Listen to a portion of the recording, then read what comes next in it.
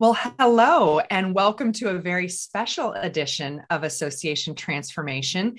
Andrew Chamberlain, my longtime co-host and dear friend, happy second anniversary. I was going to say happy birthday, but yeah, it's like, Is it happy birthday? happy anniversary, happy birthday. Long time, Let's 2 years see. is a long time. 2 years. Anniversary is only cotton, so let's just call it a birthday then. Only cotton. I'm aiming for platinum. Cotton is the gift for 2 years for a 2-year anniversary, and that's kind of a boring material. So let's call it a birthday. Okay. Happy birthday. Happy birthday. I was thinking Andrew a nice T-shirt for the 2-year cotton anniversary. Oh, you're right. We can have a happy birthday T-shirt. That's actually, you know what? That's a great idea. Pat Wilson, our second anniversary guest today. Thanks for joining us. You always have the quick ideas, something to sell, something to promote, something to market. I'd expect nothing less from you. Thanks for joining us today on our very special second anniversary episode. How are you, my friend? Great. I'm excited to be here with you, and nice to meet you, Andrew. Yeah, you too, Pat. I'm delighted you're joining us. Remind me, where are you based in the States? Where are you? I am in physically right now, Friendship Heights, Maryland, just outside Washington, D.C.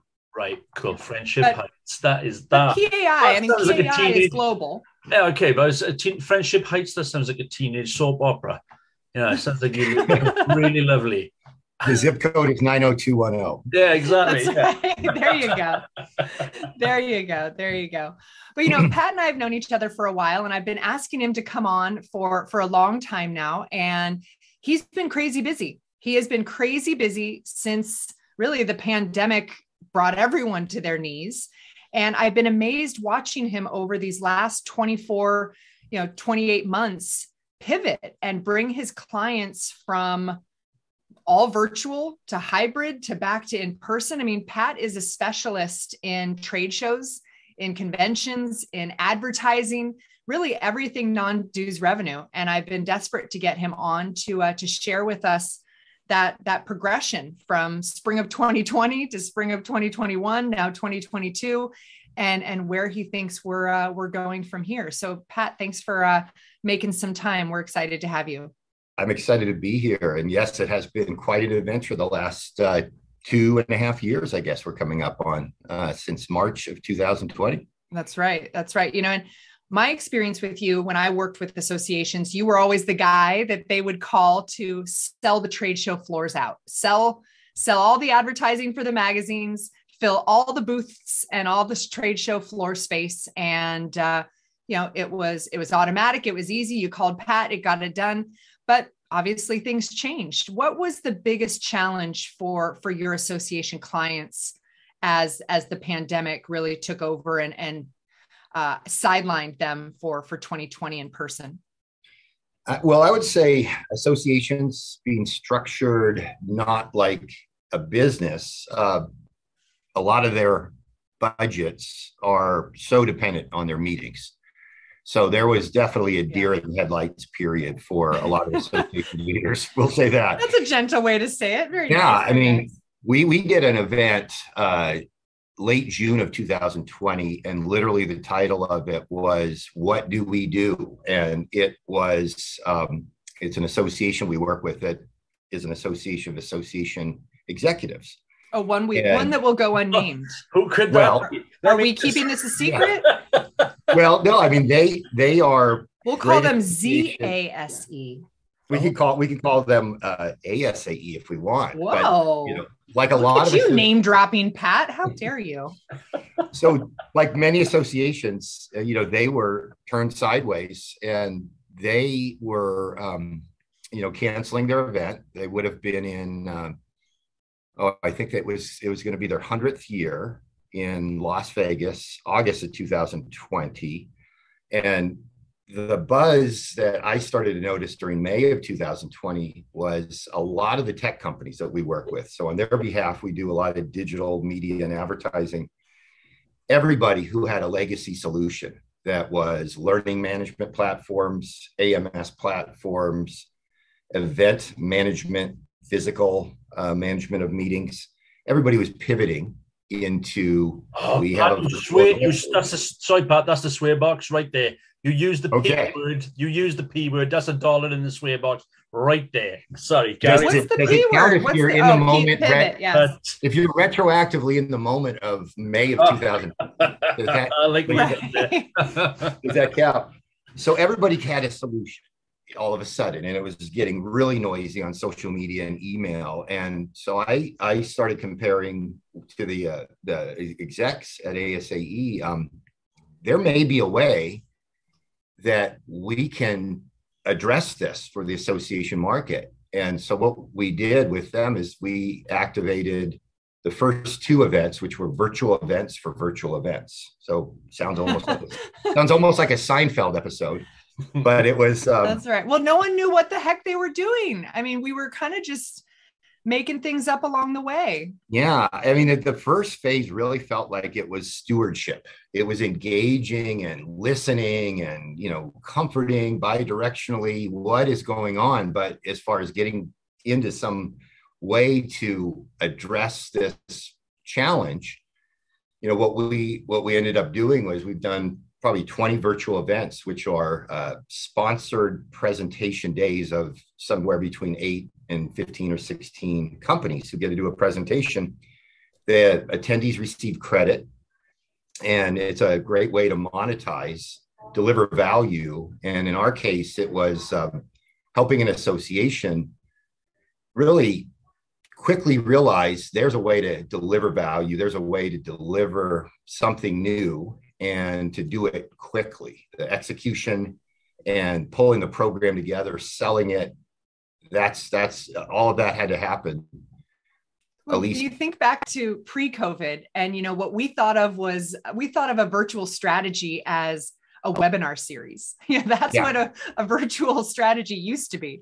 Mm-hmm. So I can imagine that everyone was, we were all thrust into it in the spring and summer of 2020. And I thought it was a brilliant idea of yours and ASAE's to help people navigate this change, help them understand the tools and the vendors and the opportunities. And it really fast tracked through 2021 and even now into 2022. I think people's hands were forced in a way that they otherwise wouldn't have been. Organizations took leaps and bounds into a future they previously weren't comfortable with because of the pandemic and not having the opportunity for in-person events. Where did hybrid fit into all this? Because as soon as people were able, there was the hybrid conversation. And, Andrew and I have our own opinions of hybrid. I think they're somewhat of a trap, and they set staff up to spend twice as much and fail to meet people's unrealistic expectations. But how did that virtual transition then morph into a hybrid conversation? And where does that stand now? Yeah, so I'd say hybrid is in the eye of the beholder, but I like it. The associations, I think in the first phase, let's say the tail end of 2020 into early 21, and then still beyond that, a lot of them, they felt like they had to do virtual. Yeah, there were some groups that would just outright cancel, or some had the luck of timing. Your old association couldn't have been luckier. They had their event. They got theirs in March of 2020, those lucky dogs. Literally, it was truncated the last day or so, and it was the last train out of town in that week in March. But and then they ended up doing 2 events, one in the fall of 21. So they moved that one backwards on the calendar, and then they did their regular schedule for spring of 22. They did not do virtual. And so some associations in the first time coming back to live, nobody knew what the turnout would be. So some of them felt compelled that we must do hybrid because they had done virtual. However, like you said, it's very expensive. And a lot of them have determined since September of 21, is the juice worth the squeeze? Because they might say, okay, we ended up having our first comeback in person, and we had 900 people, what would normally be a 1,400 attendee in person, and they only had maybe 100 people do the virtual. So they're starting to make those determinations now. No virtual component or light on the virtual. Let's face it, a lot of attendees learned the lessons along the way. A lot of members said, I want to get back to in person if I can, and to get the credits to do the networking. And they are tired of being in front of a camera, in front of a screen all day, and maybe they're working and doing other things. But I think it's going to play out in a different way. There's a place for it. Sponsorships, exhibits, sponsorships, you can deliver value in a virtual lineup. For, let's call it, a couple dozen companies, you might be able to find a place to actually give them something, roll their video before a session. Exhibitors, it's a challenge, especially if you have 100, 200, 300. Yeah. People are not spending time in that virtual exhibit hall. So I'm very glad the in-person's back. Yeah, and I think you touched on a really important, they're all really important points, but a really critical issue about the exhibitor experience in particular. I think with sponsors, you could argue that there was there were more tangible opportunities to get sponsors in front of an audience in a more engaged way than we were able to get exhibitors in front of an audience. I mean, I was, as an association professional and as an exhibitor myself during the pandemic, I was burned with that kind of investment that I made. And I do think I was burned because actually it yielded no exposure for me whatsoever. And so how were exhibitors responding, and where are they at now? Are they demanding the in-person return and that's it, or are they more relaxed and more kind of appreciative of the opportunities that are in front of them? So if we were allowed a full-on hug, I would say everybody would be hugging, the in-person comeback meetings. I mean, overwhelmingly, since we did our first one maybe last August and then through the fall and into this year, everybody is so just overwhelmed with joy, if you want to call it that, and they're not sweating the details. So an exhibitor pre-pandemic that might have said, oh, we're tracking leads and we need this many and we need to get our ROI, they start to realize the intangibles of everybody being under one roof and conversations and coffee and all of that. And so I think the exhibitors, they experienced the first time you got burned, didn't know you were getting burned. Nobody knew you were going to get burned. No. Yeah, but then you wouldn't do it the second, maybe the third time. I'm not doing that. It's not worth it. And so I think the sponsorships, that was really understanding what their value would have been. And then in the translation, we're not going to use the P word, trying to give them a commensurate value in the virtual lineup. And like I said, if there's a finite number and it matches the program for the association's event, that's doable. But there's just not enough slices of the pie to go around. It's people's time. It's engagement and attention. So with all that we've learned and those adaptations, we won't use the P word, what does 2023 look like? I mean, I'm sure you have clients now that you're selling sponsorships, you're selling floor space, you're probably selling even advertisement for 2023 productions, 2023 engagements. What does 2023 promise? What are you promising? Great question. I think that, so when it comes to forecasting, so what we'll do with some of the clients for the non-dues revenue category, let's say it's related to an event, we were during the end of 21 looking into 22 for a forecast for their budget, sponsorships, exhibits, revenue, let's say, and it would have been 80%, 90% of a 2019 projection, perhaps. Wow, and that's aggressive. Yeah, but I'd say the late 21 showed us a lot, maybe 80% were returning, and that was a short cycle for everybody, right? Travel and are they allowed to travel, and they have the budget. So 23, I think, still being a little conservative, but it feels like maybe a 90% of, and I think some of it is really where do you find those people? Because for years, we had fresh contacts and we were out in the industry on behalf of an association. you haven't seen anybody for 3 years. So, that's part of the challenge, but that's our challenge to help them solve, is to fill the seats with somebody who wants to pay to be in front of their demographic. Yeah. You and I have chatted over the years and months about reactivating an organization's value proposition. And, when I'm working with an organization, it's often the value proposition for the membership to join, to engage, or to the board. When you're talking about a value proposition, you're talking about the organization's value proposition to an external partner. And I wonder, have organizations truly learned anything? I mean, have they reactivated or redefined that value proposition, or are they simply just trying to get through these tough times of disruption? Well, we talked about the deer in the headlights, but then I'd say once the activation of virtual and hybrid was occurring, association leaders, I'd say they went from non-dues revenue maybe being fifth or sixth on their list, which means it's not always focused on, it's a rinse and repeat, and they assume a general range. They realize it's critical to be inclusive and to have a seat at the table where possible and appropriate for those partners. They might be shifting to acknowledging these are stakeholders.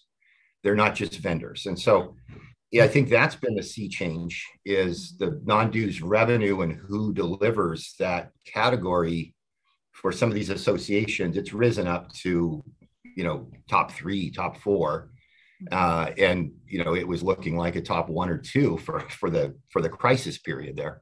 I mean, I would argue it should be top 1 or 2 regardless. I mean, I know we're talking within the context of the pandemic primarily here, but the reality is non-dues revenue has been a headache for the industry for so long, to the point where some associations were basically,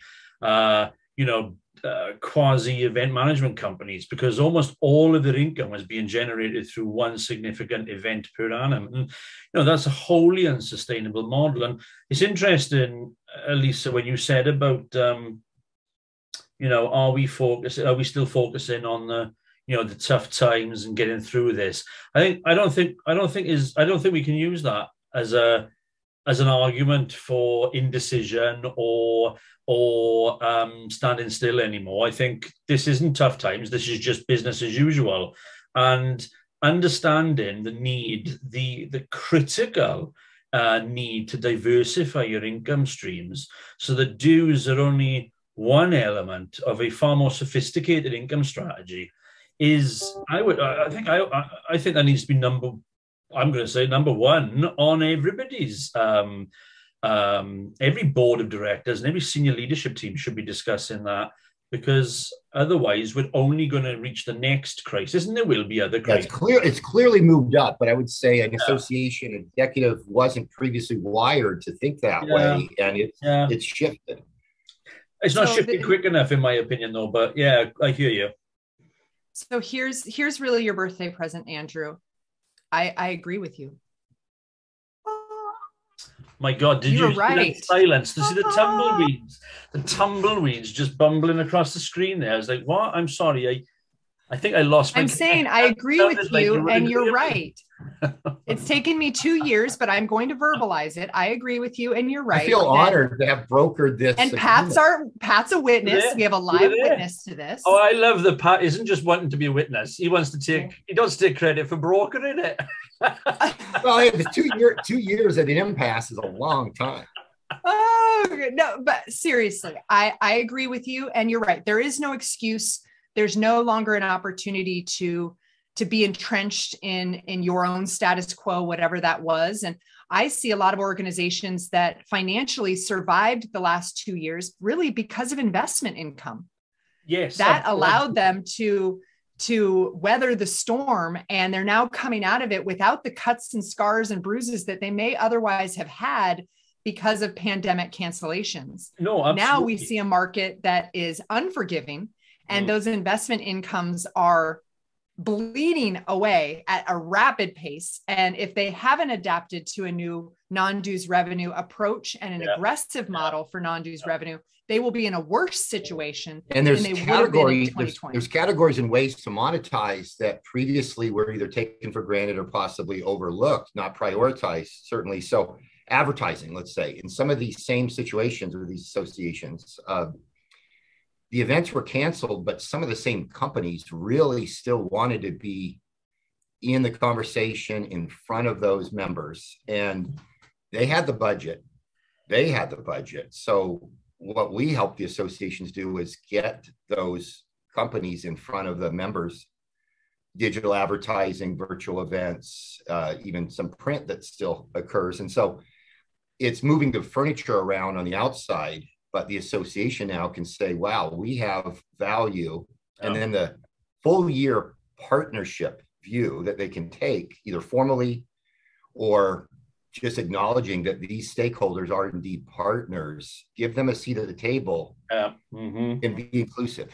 I think that is a critical point, and the one I wanted to pick up on. And Lisa, you were right when you said, it is a wholly unforgiving and competitive market now globally. We can all access each other's markets, so it's no longer, I want to see that step change where our suppliers, our vendors, our sponsors, our exhibitors are not seen as at worst a necessary evil, at best a cash cow that we can just keep milking until they lose interest. I think you make an incredibly important point, which is the reality is that these sponsors and exhibitors work in the industry. They are equally industry experts, albeit focused in a particular area. And yes, of course we're out there trying to make a living, and no one's pretending otherwise.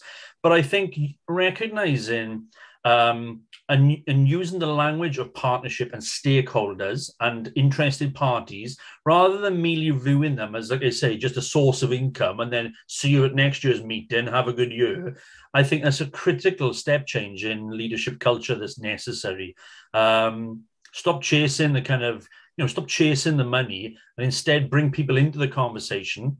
Use that expertise to mold your education program or to mold your other activities, because they're expertise as well. And that's a resource that we as association professionals should be tapping into as well. Not just the cash resource, but the intellectual capital that is brought to the table by suppliers and vendors and sponsors. I think that's critical. Yeah, another shift that has occurred is, if you look at it a different way, is the professional generations, and the hybrid, the virtual, and how we meet, like this meeting right today. I would say the millennials and the rising TikTok generation, they've now is that the official name?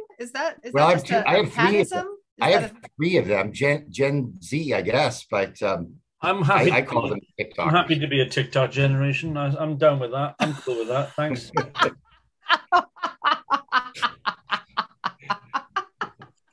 But they're starting to run things and everything. Oh, that's hilarious. My kids run our household, and they are the TikTokers. And it's like you have to listen, and you have to also be inclusive about what's changing, beyond just the business of how you used to do it, because it really was expedited by, the external impact of the pandemic, but it's not changing back. Yeah. No. Sorry, Pat, I'm still laughing over Andrew self-identifying as the TikTok generation. Sorry, just choking on that. Andrew, I'll give you a millennial.